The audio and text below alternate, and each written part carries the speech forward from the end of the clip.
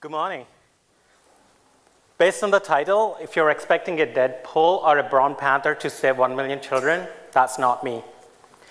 Today, there are millions of kids living below the poverty line. They're just not poor. They don't know what to do. They're uncertain of their future. They don't have basic necessities like water, food. You find these kids on the streets of Mumbai or in New York or even on the streets of Vancouver and the city where I'm from, Kamloops. All they need is a helping hand to let them move forward. It's a global issue. According to a recent UNICEF report, there are 380 million children living below the poverty line. So what can we do about it? It's a great opportunity for our future generations to live in harmony and empowering each other. In 5 years, 15 years' time, you're the community leaders. You have the power to do whatever you want. What is the future you want to have is completely in your hands. For me, I'm fortunate. There were a lot of mentors that showed up in my life, or I approached them for help, and that's why I'm here today.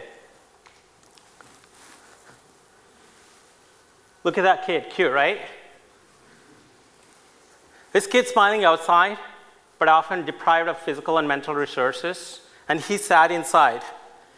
He's in pain all the time. When was the last time you went to bed hungry and you woke up at the middle of the night and your tummy is in crunching pain and you are like, I don't have any food to eat? Yes, that was my childhood. That's me with my uncle on the bike. The lack of basic necessities like food, water, even clean water. We had to walk to school 5 kilometers each day. And school was no fun either. When I say school, I went to public school. There are no classrooms. We had to sit under a tree and in the sand and watch for the termites. And there are no snacks or during school breaks. It is a sad reality for me, but I didn't give up hope. With some of our friends, we used to explore food resources. I said explore because I didn't want to say I broke into someone's farm to steal some watermelons and mangoes. Of course, our teachers or parents caught us and said, what the hell are you doing? And we were like, I don't know anything about it. So we lied. What do we know? When you're hungry and there's plenty of food in front of you, it's hard to resist.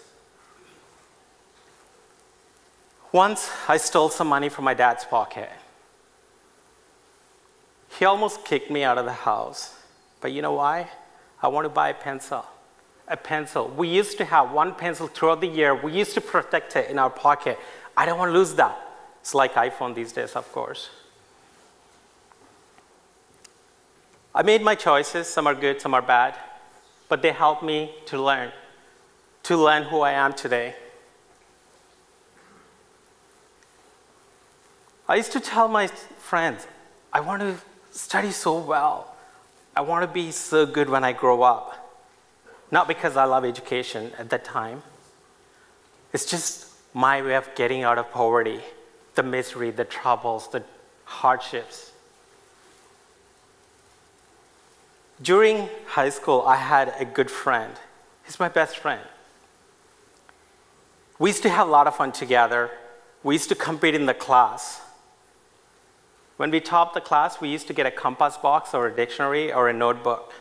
We won that because I can't afford to buy that one.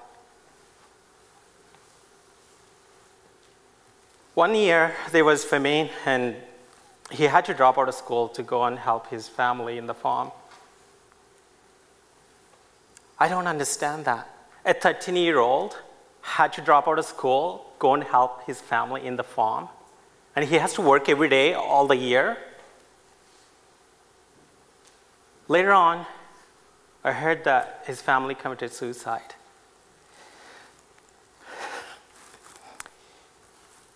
I don't understand a whole family committing suicide, and a kid had to drop out of school to support his family.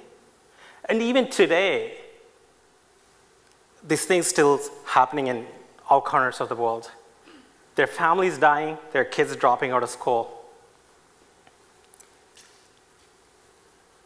It's so unfortunate. It still happens. Luckily, my mentors came to my rescue. During these hard times, I resorted to nature. Nature became my classroom. I used to go for walks. I learned the art through chasing butterflies. Made the road my big canvas, used to draw with the chalk. Of course, we used to compete with the pedestrians, cows, and buses. It's sad and fun at the same time. My mother was my first mentor. That's her. She's beautiful. I love her. She is raising 3 kids, stay-at-home mom with little education. And my dad is always supportive of her. I never heard her singing, "Itsy bitsy spider climbed up the water spout," but she taught us the basic skills. I miss that love, compassion. But there are millions of children who didn't even have that support, so I'm very grateful that I have my parents. My granddad, he's a visionary. He felt like education is the only thing that can get us out of poverty. That's my grandparents. That was our first house, a little shack with some palm leaves on the top. And my father continued that tradition. And in India, we have this caste system. I'm from Shudras, which means I'm supposed to be a slave or a farmer. Never an entrepreneur or original SEO guy at gmail.com. At least I didn't put 78 or 88 at the end of my email. My life keeps going on, but one thing I always wanted is, no matter what, I'm going to study well, I'm going to get a job, I'm going to settle well. You know, like Steve Jobs would say, stay hungry, stay foolish. I never stop. When I'm eating, bathing, sleeping, whatever I'm doing, one thing on my mind, I'm going to get a job, I'm going to complete my education, and I'm going to do so well. But the reality is often different. Not just for myself, for a lot of people. I wanted to graduate from high school and go to engineering school and then study abroad. I used to tell all my friends, hey, I'm going to complete the high school, I'm going to go to engineering and do this. And they were like, used to laugh at me. You're a kid with no clothes and no food? Are you kidding us? And there were times I don't even have proper clothes to wear. I had to cover my private parts because there are no buttons or they ripped the back. It was humiliating. Of course, now we have ripped jeans and all. It's a fashion and trendy. That continued, and my education was great. And how I'm going to go study abroad? It's expensive. I graduated in engineering, and I was lost. It was during the times of dot-com crash. If you heard of it, stock markets are crashing. Nobody's hiring, so no jobs. What do I do? So I went to talk to my professor. This is a situation. I don't know what to do. I'm lost. For the last 20 years, I've been working so hard to get to where I am today, and I don't know what to do. I'm lost now. That day, he asked me to come to his home. He's always known as one of those strict, mean teachers, like very strict, you can't, like when you see him, you go and hide, that kind of teacher. I'm like, okay, why did you ask me to come to your place? And I went there. He came out of his house with a bunch of notes and a letter. He gifted me some money that day that allowed me to fly abroad, pay partial tuition fee, and use that letter to get on the scholarship. That changed my life. Who would do that to anybody? Would you? I was speechless, but I'm very grateful. I moved to England. I was so happy. Yes, I'm in England. But again, the reality hit me. For the first time in my life, I'm all alone. I had to pay for my own bills, and there's no support. I was clueless. I started working part-time at a pizza place. And my job is closing shifts, mopping the floors, and cleaning toilets. I know that waiters make more money than the back-end kitchen staff, but I couldn't pronounce pepperoni pizza. It was a tongue twister for me, so my options were limited.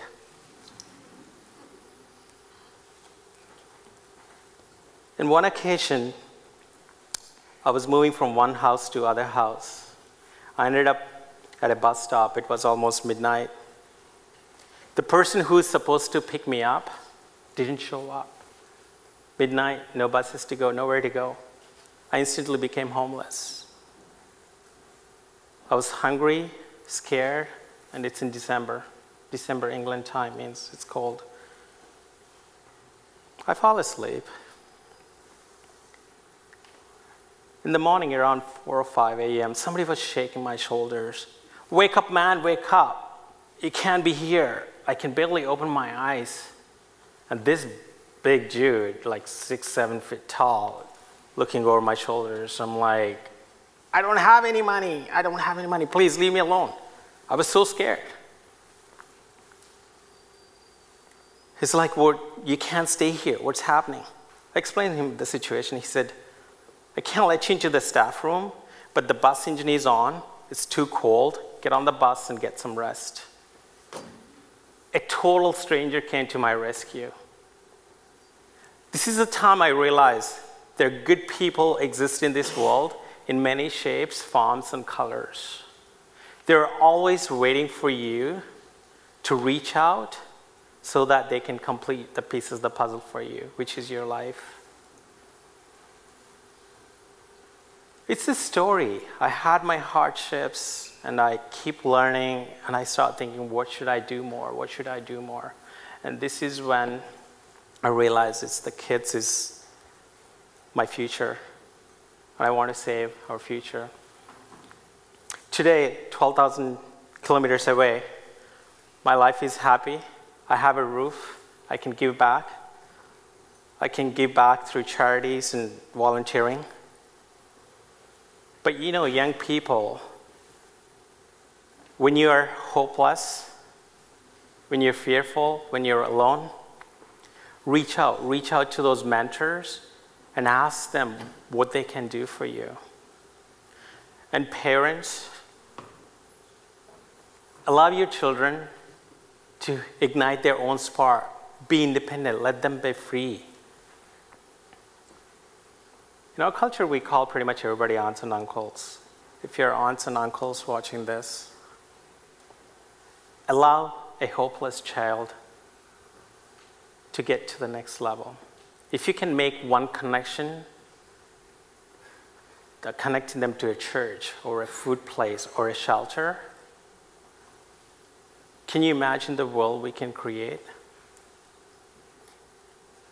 And all of you, it's your future. But it's also a sad reality. And last night, I was looking up some stats. There are 800 million children go to sleep hungry every day. So what is that all we want to do? We want to help in a small way or big way. So I hope through the speech, I inspire you to act in a kind manner to help a child that's in need. Thank you.